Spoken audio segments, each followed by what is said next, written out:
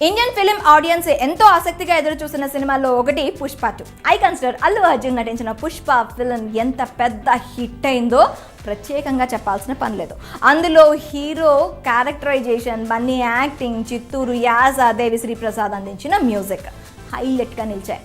Forest బ్యాక్డ్రాప్లో నడిచే కథను తన స్టైల్ ఆఫ్ స్క్రీన్ ప్లే మేకింగ్తో అందరినీ ఆకట్టుకునేలా చేశాడు సుకుమార్. ఈ సినిమా తెలుగులో ఎంత పెద్ద హిట్ అయిందో హిందీలో అంతకంటే బిగ్ హిట్ అవ్వడం స్పెషల్ అనే చెప్పాలి. ఇంత భారీ విజయం సాధించిన పుష్పకు కొత్త కష్టం వచ్చి పడింది. ఈ మూవీలో కేశవ పాత్రలో నటించిన మంచి పాపులారిటీ తెచ్చుకున్న జగదీష్ బండారి ప్రతాప్ను పోలీసులు అరెస్ట్ చేశారు. ఒక మహిళా నటి సూసైడ్ కేసులో అతన్ని అదుపులోకి తీసుకున్నారు.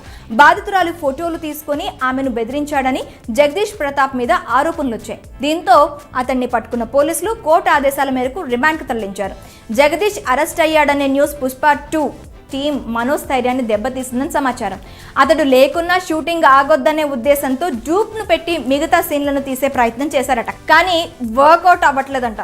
క్వాలిటీ విషయంలో కాంప్రమైజ్ కావద్దని director Sukumar, production house Mythri movie makers అనుకుంటున్నారట. అందుకే జగదీష్ను బెయిల్ మీద బయటకు తీసుకురావాలని డిసైడ్ అయ్యారని టాలీవుడ్లో టాక్ నడుస్తుంది. అందుకోసం ఏకంగా 15 లక్షల రూపాయలు ఖర్చు పెట్టి బెయిల్ తీసుకొచ్చేందుకు ప్రయత్నిస్తున్నారని సమాచారం.